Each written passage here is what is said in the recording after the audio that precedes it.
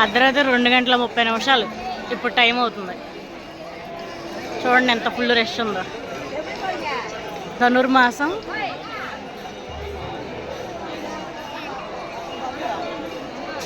ఖాళీ లేదు అసలు. టెంపుల్కి 24 గంటలు పడుతుంది దర్శనానికి.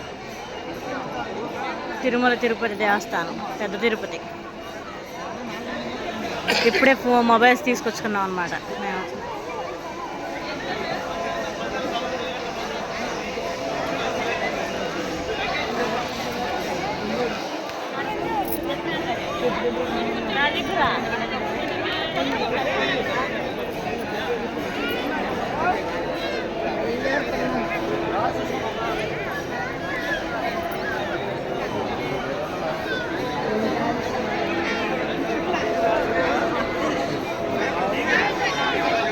ఇక్కడ ఖాళీ లేదు. ఏం తీసుకోవాలి అంతా టైం లేదు.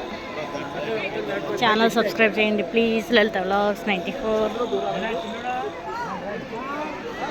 ధనుర్మాసంలో స్వామివారి దర్శనం చేసుకున్నాను. నిజరూప దర్శనం ఈరోజు నాకు నిజరూప దర్శనం. చక్కగా స్వామి ఎక్కడికి వెళ్ళిపోయారు మా వాళ్ళు.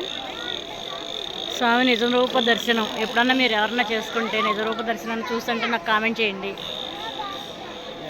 ఓకేనా?